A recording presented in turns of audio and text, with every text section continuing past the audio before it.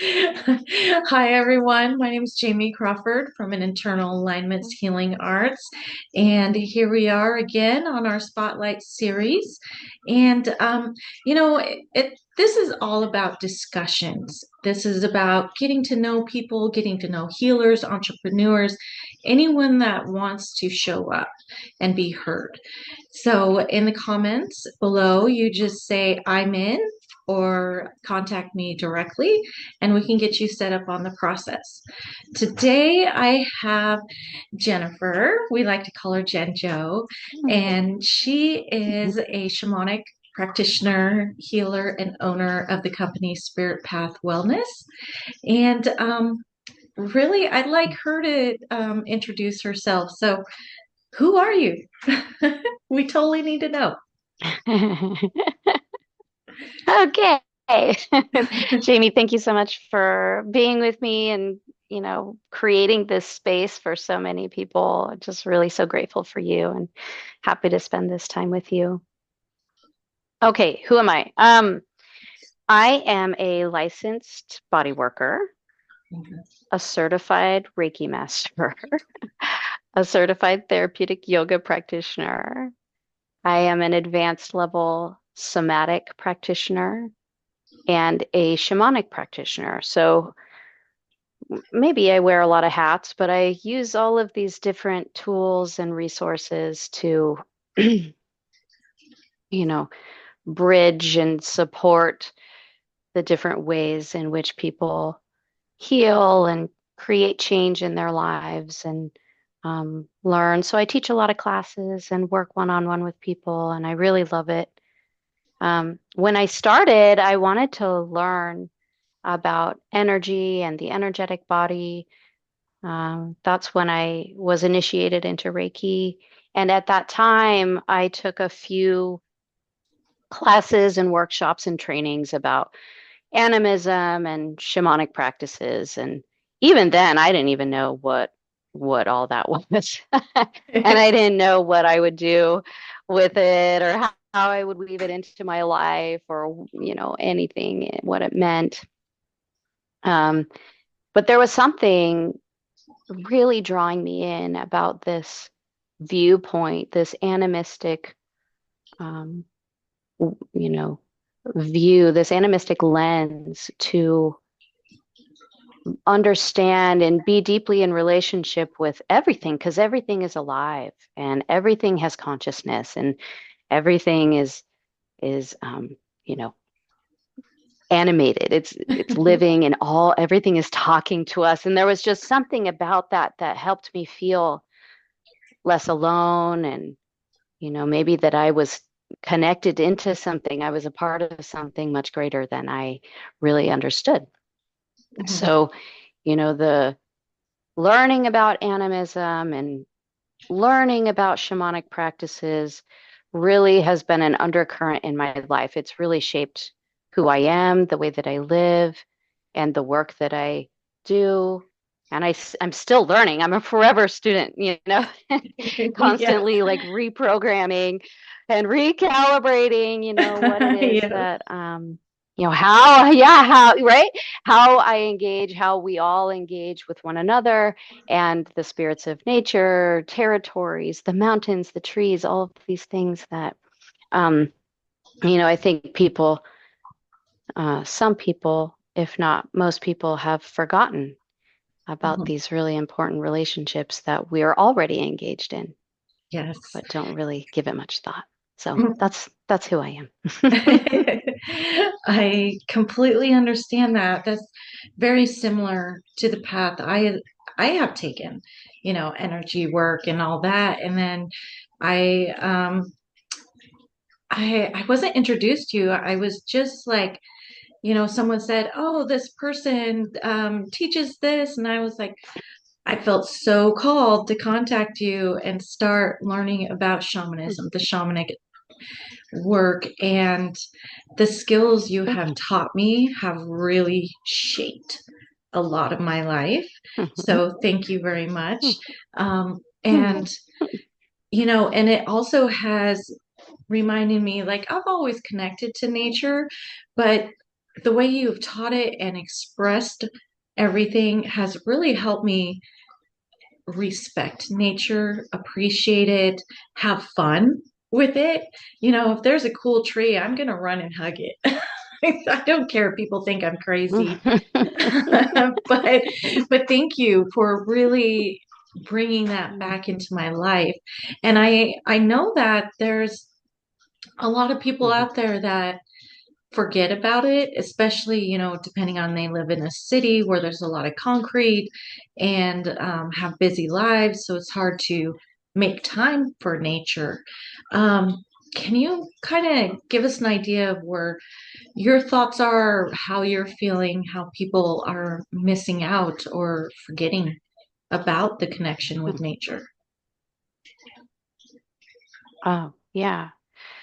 You know, well, everyone on the planet, we might say, Hmm. has ancestors. We all have ancestors who understood that nature was community and family. And the, there the fact that our ancestors were deeply immersed in nature allowed that opportunity to be in relationship with nature. Right. And so this is in all of us, this capacity and the remembering, if you will, of being in relationship with everything around us. Hmm. That being said, we definitely live in a culture, right, where we have forgotten. Americans are very compartmentalized, and we like to take things apart and really put everything in its own boxes, and we have symptoms and ways of treating symptoms, and what is the root, like it gets so, like, I don't know, like isolated from itself, right? Right. Hmm. Yeah. So there's this thing that keeps happening, especially in the last, I don't know, would you say 5, 10 years, where people are increasingly depressed, feeling really lonely, very isolated from one another. Okay, okay, Yeah, good. sorry about the pause, everyone. So, Genjo was just talking about how Americans compartmentalize Hmm, life, symptoms, and all that, hmm, and how that kind of makes us step away from nature. hmm. Yeah, Yeah, or we've forgotten about the existing relationships that we're already engaged in that are like so resourceful, always accessible, uh, reciprocal, and in that way, there's maybe a lack of relationship with nature, because also we think about things as things. Trees right, are inanimate objects, rocks are inanimate, water is inanimate. But what if we start to get curious about the personhood of these beings in nature, that are alive and possibly, we might say, communicating with us, yes, in different ways. they Hmm. they must be in some ways, because plants will find you or you maybe attracted to something more than others, and there's got to be some sort of vibrational communication there. Is that something you've noticed Hmm. or makes sense to you? Yeah, I mean, well, if you think about it, right, we are nature. Right. We're water. We have similar or the same bacteria in our guts that are in the earth in which our food is growing. We take in these nutrients from the planet that are, embodied within us. Right. So we are nature. We breathe the same air. Like, we are already deeply related. We're part of the family. And so, of course, there are going to be allies, animals Right. and plants that we feel resonant with. And also, you know, what's happening when we walk outside? Mm, What are the phytochemicals that are being released by the trees and the plants and that we're breathing in? Is that a form of communication? What is the felt sense, our experience when we're staring at the mountain at sunset and it's just gorgeous? Or we happen upon this beautiful meadow that is mm, this time, this moment of the day that's just like, when we're experiencing the magic of something or the awe, is that a form of communication? right. I think, Mhm. yeah, there's this question about what is it to talk and communicate and be with and engage with different animate beings that maybe we do already, but we don't really think about it. Right, right. Mhm. So the concept of talking to nature and communing with them, how is that done? Is that like a conscious thing or you're feeling it in your body and we must become conscious of our bodies? Mhm. What is it that's happening around us when we are within nature? Mhm. Well, as nature beings, just Mhm. like other animals and plants, we are instilled with a nervous system, Right. right? Okay. And that's a self-regulating function. Hmm. We have this incredible ability, if you will, to respond to any environment and all environments that we find ourselves in. And so and this is usually unconscious, right? This is Right. happening all the time. Uh, And so that's informing us about what is happening. Our somatic experiences in the world are really helping us understand our environment. right. So maybe even if we're just curious about what's happening outside of ourselves, especially when we're walking outside, whether it's through the parking lot or an urban city park or the forest or the beach, it doesn't matter. Their Right. nature is everywhere. But I think that cultivating curiosity is really the doorway through which we can start to establish relationships or deepen relationships with nature Hmm. and start to maybe wonder about the ways in which the plants are talking to us or the plants are talking to the sky or the way that the fire is talking to the air or just Right. like what's happening, just being curious about that. um, because I don't really think that, I mean, of course, we could talk to a plant and have a verbal conversation. Sure. Sure, we can do that. And also, what's the somatic experience of being? What's the felt sense of being in a, you know, what's happening when we're at the beach and our feet are embedded in the sand and watching and listening to waves?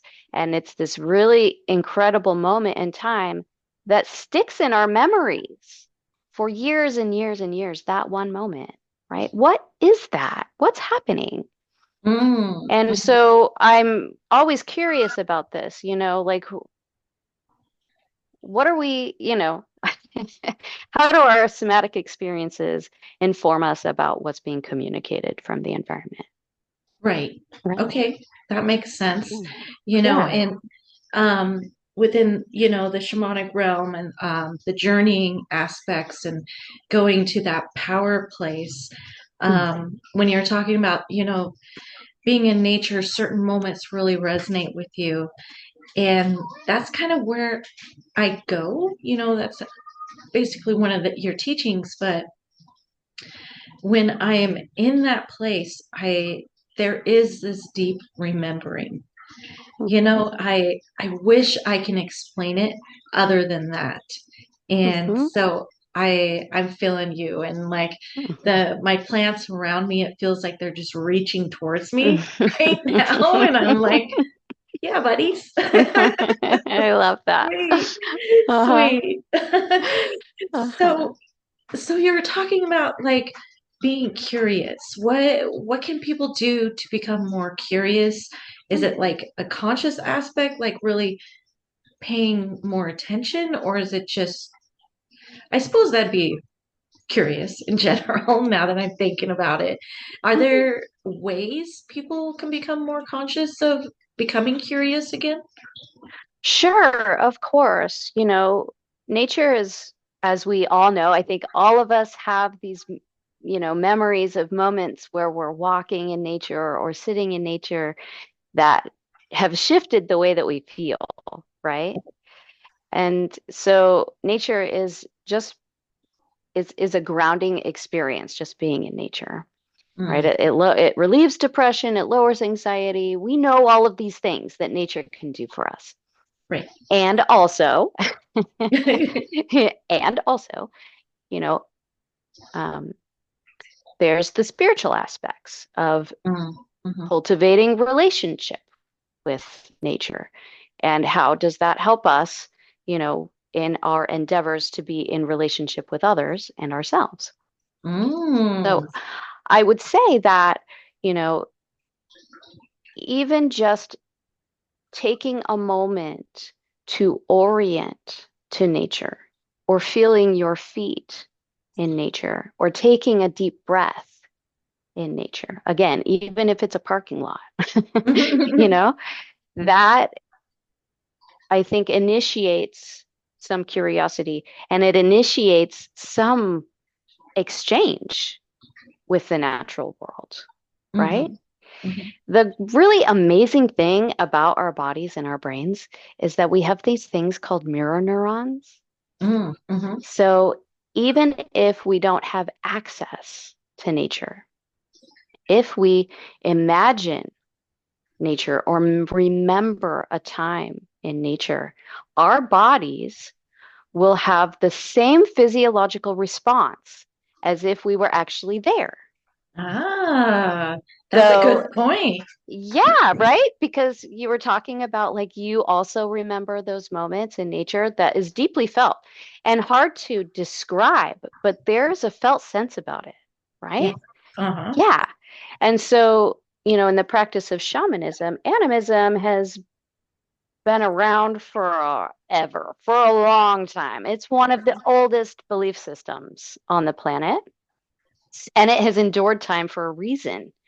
And there are many land-based cultures that continue to live through this lens, through this understanding of the world, of being a part, interconnected in this greater community. And so, one of the ways that cultures around the world have um, worked with nature, if you will, is through the shamanic journey. Mm, mhm, And that's what you're kind of talking about is this um, you know taking some time to go to imagine or send your spirit to a place in nature that you remember and that you love. And then that place, because love is so powerful, that feeling, that is a power place. We might call it a power place. mhm. And so we can spend time, yeah, we can spend Yeah. time I- meditating, remembering, journeying to mhm, those places in nature that we love and love us and mhm, support us. And in so doing, that also deepens a relationship, right? mhm. Yeah. Okay. Or establishes a relationship with nature. We don't have to actually go to the place. Right. We can remember it and Right. still feel that. Yeah. Mhm. Yeah, I'm like kind of tearing up a little bit because, the place that I always go to is a place called the Shiwakan down in Oh, Southern Oregon, oh. and and last year a fire ran through it, and so it's all burnt down now. And for a moment, I really felt the grief of it, um, but I also had to remember that that's part of the growth cycle. Sometimes everything needs to be wiped away, a clean slate, and it's all going to come back even stronger, right? Mhm. Um, And so that's why I'm like tearing up a little bit. I'm Mm, like, I'm so connected to that place. uh-huh. And it Yeah. was a special, special place for Right. me and my family. Right. Yeah, and isn't it so amazing that we can observe these incredible cycles of life Mm, and seasons and time when, and these huge transitional growth periods in nature, right. and then we have these emotional and somatic experiences as we observe that or when we're engaged with the cycles of nature. And that really teaches us something, right? It Hmm. teaches us about change. It teaches us about life and death and the seasons, our own, Yeah. Yeah. interpersonal True. seasons, right? For Yeah. sure. And beyond that, it's like resilience, it's that's Yes. proof that even us humans as nature beings don't have to sit in the grief, don't have to sit in our own soup, so to say. There's Hmm. always a ladder. We can always find a way out and regrow. And that's Yes. something I really feel is important to point out to people too, where, it's like, especially this season, right? The fall turning into Hmm. winters when we Hmm. kind of become more introspective, right? Hmm. Uh, Definitely. Yes. do Yeah. you think nature does that too? Like an introspection? Yeah, I mean, what happens when the fall comes and the temperatures get cooler? We watch all of the leaves fall off of the trees, and, Mhm. there's a letting go that happens and a death process that we're watching. All of the plants have dispersed their seeds and now are dying, and all of the sap is in the trees is like right contracting, and Mhm. there's something that happens where everything kind of starts to go inside, gets closer to the core. All of that, regenerative energy is right Mhm. brought in.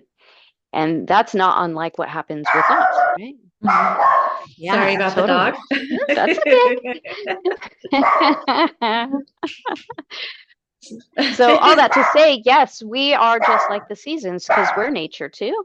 And Right. that's happening with us. So when we have this relationship, even if we're just observing nature, I think it really helps us to understand what's happening inside of us, right? And Right. you talked about the fire and the way that felt, Hmm. to know that your place was burning, and also I loved that you were, recognizing the transformative power of fire. And then I heard this curiosity, oh, something's going to happen to that place.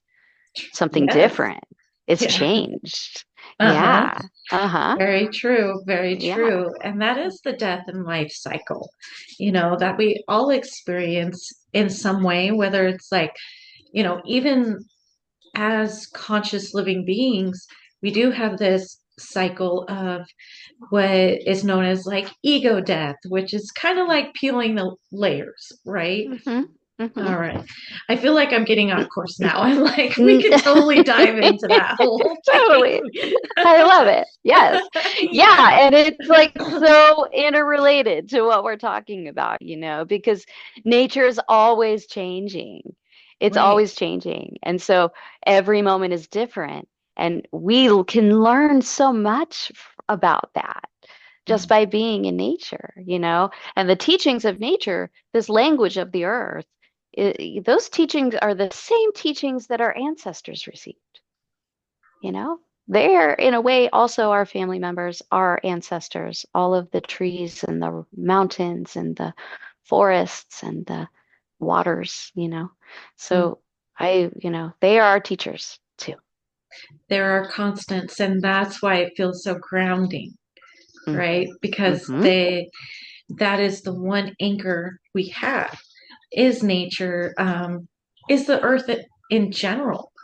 Like when Mm-hmm. we, start bringing the lens outward and the big picture, how do you think Earth is feeling right now with all these societal changes, because we are energetic beings. We're all going through some really interesting times. Do you think the Earth is feeling that as well? Hmm. Well, that's an interesting question. And I would say, first of all, that the planet is always going to work to maintain balance. Ah, okay. And, if we are nature, right? Mhm. And we are constantly, I mean, unconsciously maybe, but we are always taking in and in exchange with the energies of the planet, right? We're drinking the water, we're eating the foods, we're walking on the earth, some people are digging in the earth or extracting, right? Mhm. There has to be a balance. Right. And so we feel that. What if we are the earth? And everything that we are feeling is a reflection of what's happening on the planet. Does that change? If our body is the earth body, does that change the way that we engage with the rivers, with the oceans, with the forests, right? So I feel that they are deeply connected, what's happening in our planet and how people are reflecting that, and vice versa, you know? That is an incredible concept, but makes perfect sense to me, because we are living on this very, uh, you know, animated object. We're flying through space at thousands of miles an hour, and somehow we're not floating everywhere. Right. We are fully anchored onto this planet through Hmm. through physics and just luck that we happen to Hmm. live in a Goldilocks zone. Um, Hmm. and it makes sense how, with all that that bigger picture of the Earth, her energy, and with all these solar flares, it feels like her energy's amplifying.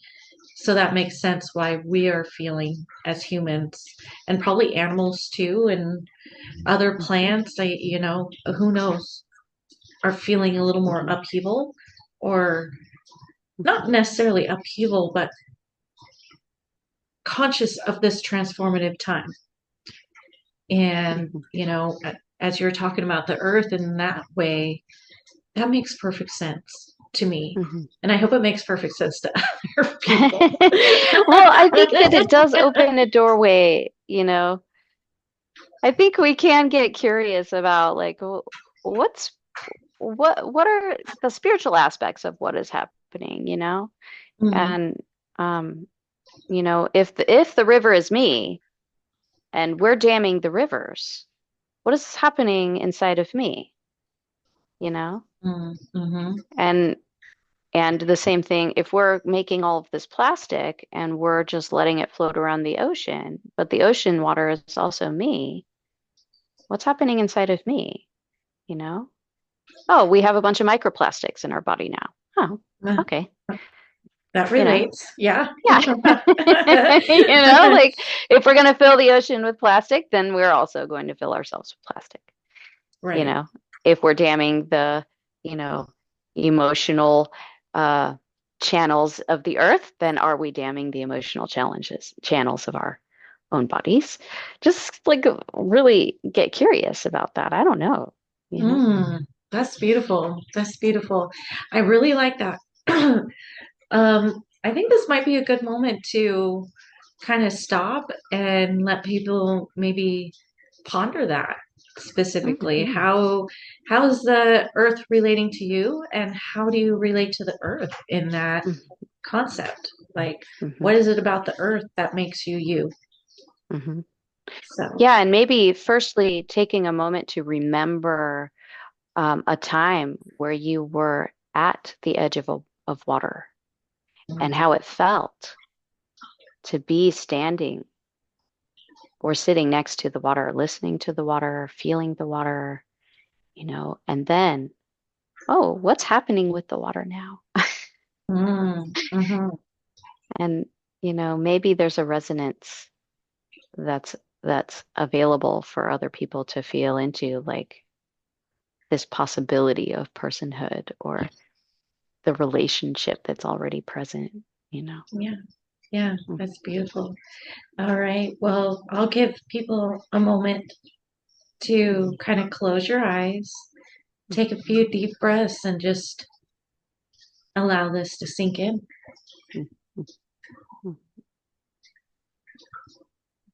Mm.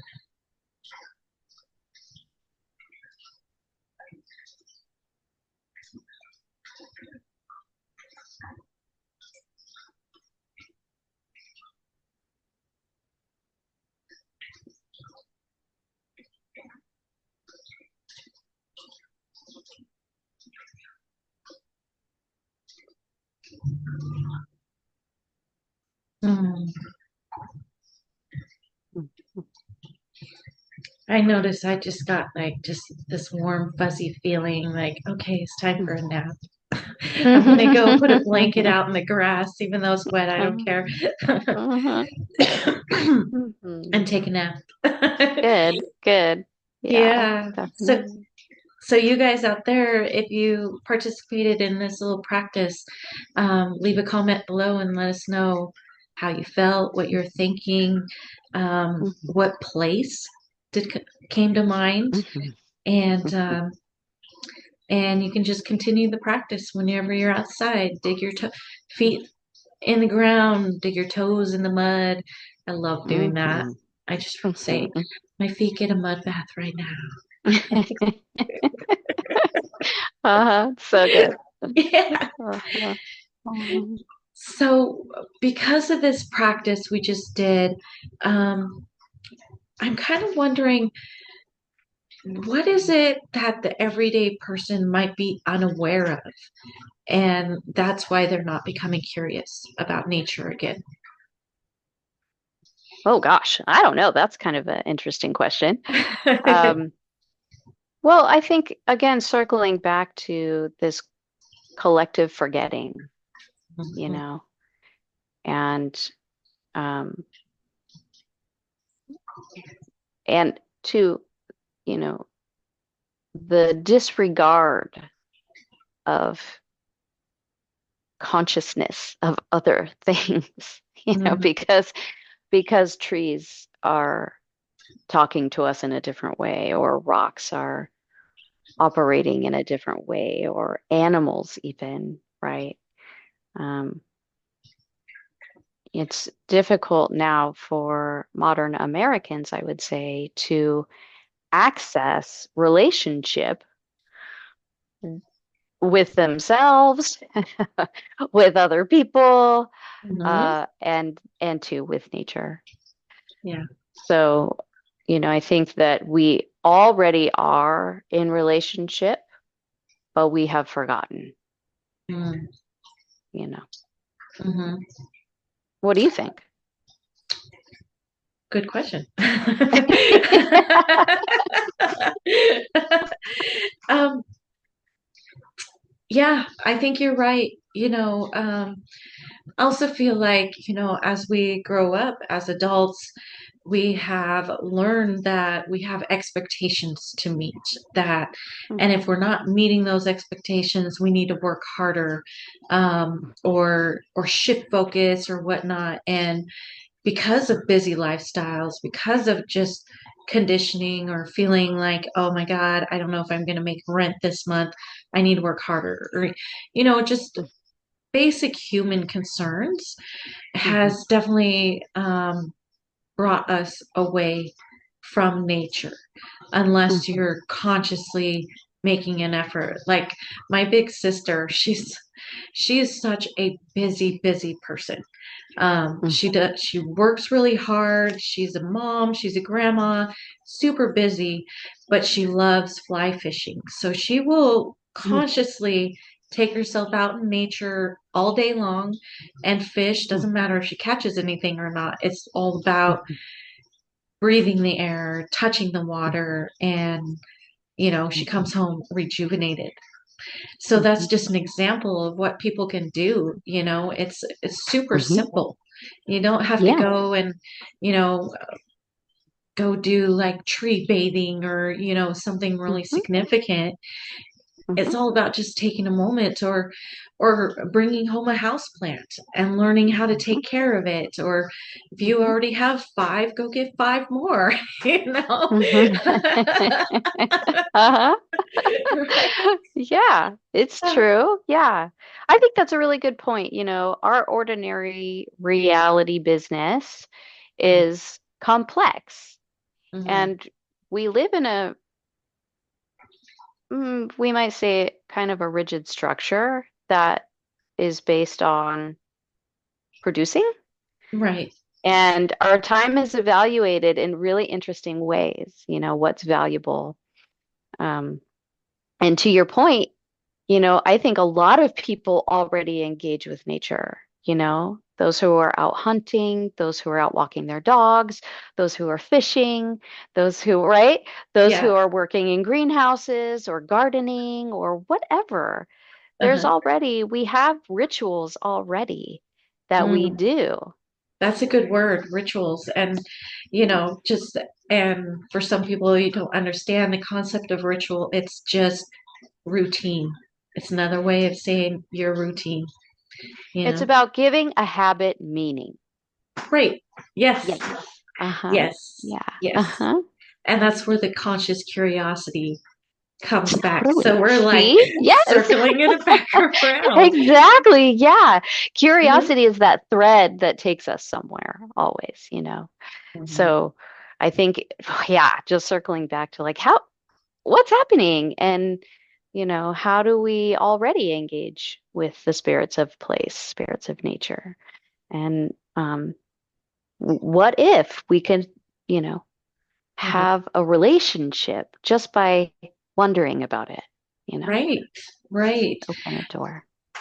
Now I know this is just a hypothetical question, but what do you think would happen if more and more people um, make that connection with nature and become more curious about it? Do you think there would be a shift in societal consciousness? Or Mm. I know it's super hypothetical, but that's just what came to mind. Uh-huh. I mean, of course, I want to believe that humanity would shift into a place of I don't know, a more beneficial place, maybe we could say. Hmm. Um, this is what I know from my experience, my own personal experience, and my experience of working with others, is that when we start to initiate and invest time in the relationships with the natural world, Hmm. then something starts to happen. Like we start building trust in ourselves and Hmm. strengthening a relationship with ourselves. And then two, we start to cultivate the skills, the desires, the ability to have relationships with other people. And in a world where everyone is feeling depressed and lonely, not everyone, but Right. there's a It's greater enough. percentage. Yeah, Uh-huh. there's a pretty big percentage of people out there who are feeling very disconnected. Hmm. And so it is a way of restructuring the culture that we live in. Maybe, you know? Yeah. Yeah. Yeah, that makes sense. That makes sense. After um, our nature class a couple years ago, I really came home fairly transformed. It was like kind of a weird coming home. It was just like the universe showing me things that are pet peeves and that really don't matter. Mhm. And Mhm. yeah, ever since then, there is a greater sense of trust, more curiosity, just in general. Plants, like house plants, are literally just gifted to me. Like this tree I was telling you about. Mhm. Mhm. I was leaving a friend's house, and next thing I know, I have this plant in my passenger seat. They like came, opened the door, put the plant, and I was like, all right, buddy, let's go. You're a plant mom. Apparently. Uh-huh. And it's fun. I Mhm. found a way to have more of a lightness within my body, which in turn, because I haven't carried this dark heaviness as much anymore, I still have my days, but who doesn't? I Mhm. don't feel alone anymore, Mhm. and I understand what you mean by connecting with people better. And I can't really put a name to it or why or how. It's just I have noticed a difference. Working out in the yard makes me feel so happy. And Mhm. then in turn, I come inside and I'm happy. So everyone else is matching that energy. Mhm. So Yeah, good. it's really quite amazing what happens when we just are in nature in Right. any capacity, right? Uh-huh. And when we're talking about just this really surface conversation about getting curious about what's happening in nature and, you know, beginning to have this mm, kind of exchange where, okay, I'm going to work the earth. I'm going to dig. I'm going to stick my hands in the earth. I'm going to plant these plants and, nurture the land in this way. And then, whoa, I feel different. Hmm. I feel so different now. And so there's this exchange that happens. And then if we're talking about like, um, going back into the shamanic, you know, lens, if you will, and we're talking about right through shamanic work or, you know, journey work or these practices of intentionally being in relationship with the animate forces. And so if you're going to go dig in the earth, you're bridging, right?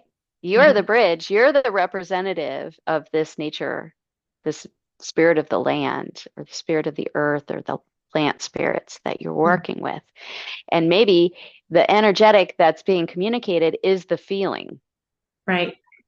you know, that shift, the lightness that maybe you reported. And then you take that inside and then it's further expressed into the space, right? So you're Yes. bridging that. And this is one of the beautiful aspects of relationship in general, because we're always transferring energy with one another. And the same is true with nature. Hmm. Hmm. I Yeah. love it. I know. It's so really amazing, really. It is. It makes me all warm, fuzzy, happy. Uh-huh. And and yeah, it's just this is such a good conversation because it's a good reminder that nature, you know, a lot of times, especially in the Portland area, we talk about community and being of community. And, conversations like this remind me that the nature is our community. It's our Hmm. original community. There's Totally. we are, if someone feels alone, you got to remember that there's already community around us. They Mm. Sure, you can't have like a back and forth conversation with them, but if you need to express yourself, there's some really cool trees out there that are willing to hear you in their own capacity and transmute that energy for you Hmm. so you can walk back inside feeling better, Hmm. and uh, that transmutation is really important. That's who we were talking about with the concept of just feeling better after cultivating earth in some way, or Hmm. sitting with it, or Hmm. whatever else makes sense for the individual, right? Hmm. Yeah, it does change the dynamics of conversing. What does it mean to communicate? Because, we can talk to each other for hours. We've done Right. it. But, there's also something, about the body language that we're Right. expressing and what is engaged, what's involved in actually communicating with one another. And then we're like, wait, what is happening when I sit by this tree and then I feel different afterwards? Is there an energetic exchange happening? And can we say that that's a communication of sorts? Hmm. Maybe, you know? Maybe. Yeah. Yeah, Yeah. yeah. Yeah. Because if we say, okay, our intention is to go sit at this tree and I'm feeling real bummed out and Hmm. I need to release some of this energy. But even though I sense the energy in a negative way, it's energy that can be used. It may be Right. intrusive to me, Right. but then if I sit at the tree and I'm just going to release it Hmm. and feed the roots of that tree, that energy, then, oh, well, what happens? Because start to feel different. I have a somatic experience because I start to notice the leaves of the tree. I notice the sound of the breeze in the leaves. I feel the earth underneath my body. And all of a sudden, something changes, right? So there is an exchange that happens. There's a physiological response. And we might say that it's not just for us. Hmm. I think Yeah. that tree benefits too, right? It it must. It must somehow. Yeah.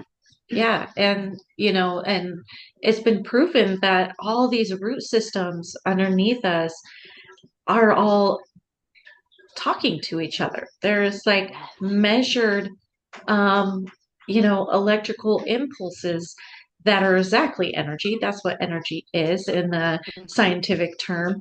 And then Mhm. also, I've been seeing some research and videos on people bringing gosh, I cannot remember what the tool is, but they plug it into the ground near a tree, and there's literal music. Oh, yes, I've seen those. Oh Isn't my that gosh, amazing? amazing. And Yes. it's like, and that's the original um conversation of the universe, Hmm. is math that is expressed through music. Hmm. And so it's like, oh my gosh, Yeah, okay, I am I totally know. going down a rabbit hole So again. amazing. I know we could totally, yes, I could dive in here too. Like it's so incredible. And just to your point, there's a lot of research being done about plant bodies, plant consciousness, Mhm. and the ways that plants interact with different animals and insects and humans and each other. It's very fascinating. Yeah. And really, I think it's a really good point that you have that there are ways that we can access or, you know, might help us think about nature beings as beings Right. with consciousness that are Uh-huh. communicating to us. If we are of the mind that, maybe science can tell us a little bit more, it is true. We're Yeah. learning more and more about the ways in which nature beings communicate, you know? Yeah. Mhm. And it's so amazing. It is. It's exciting, and Uh, makes me wonder how much are those tools and where can I find them? Because totally. I'm a big science nerd. I got to try it out myself. Totally. Yes, I love it. Okay, when you get one, let me know because I want to come over so we can Okay, listen we'll to do music it. together. That's funny. Well, Uh-huh. we'll test it first, bring out our drums, drum Okay. to the trees, and then see how they respond. I love it. Yes, let's do Yes. it. We'll start our own science experiment. Okay. I'm Hmm. cool with that. I'm cool with Okay, that. good. I love Oh my it. gosh. You and I could totally go into like multiple rabbit holes. I'm like, don't do it, Jamie. I know. I know. I know it. And I just love laughing with you, Jamie. It's just like talking to you is the best. So thank you. You as well. You as well. Hmm. Hmm. All right. Well, we better close this out and move on with our days in general. Is there any like last minute thoughts or insights you want to give people about connection to nature? Just to encourage people to please be curious, like just wonder about, what's really happening when you step into nature. And what's really happening when an animal crosses your path and what's really happening when we have these moments of like the timing is perfect and just like everything is cultivated to support this one moment in time that feels so magical, like whoa. Yeah, I encourage people to be in nature as much as possible, even if you're just facing the wind or feeling the rain for just like 2 breaths, you know, Right. And that's just enough. It really that's is. It's enough. enough. Yeah, it Mm-hmm. is. It really Mm-hmm. is. Yeah. You. Awesome. Hmm. I love moon bathing. On a full Oh, moon, I'll just yeah. go stand and be like, Yeah. dance around in it. I'm sure if people see, they're like, do we need to call 911? Is she okay? Yeah. Oh my No, I'm gosh, I just love it. appreciating the moon. Yeah, I mean, that's a whole nother thing. Like, what are the energetic influences, of the moon and the celestial bodies? And that's nature too, It you is. know? Yeah. It is. Mhm. And you go to those planets and they have their own naturescape, which means they have their own energy Mhm. and because we're all in this circuit, we all have to communicate somehow. There's got to be some form. Um, those Yeah. invisible strings. Yeah. We're part of the cycle too. We are related to nature. We are nature. So Right? we're already plugged in, right? We're already in Uh-huh. it. Uh-huh. Yeah. So, It's just more yeah. about being conscious, and that starts with curiosity. Yeah. So, yeah. Always. Yes. Yes. Yay. Thank you. Yeah. Thank Thank you you. so much, Genjo, for showing Oh. up, sharing your insights, laughing. Um, it's good times. Every time is a Yes. good time. Oh, definitely. Thank you, Jamie. I just really am so grateful for you. And yeah, hopefully we can do this again sometime. Yes, yes. I have been inviting people to do repeat. There's always more and more to talk about. Always. Always. And and if we can't find anything, we can just sit here and stare at each other for an hour. Could you Totally. could I you think imagine that? I think that's really hard for us because we always are talking about something, but yes, Yeah, yes. yeah, exactly.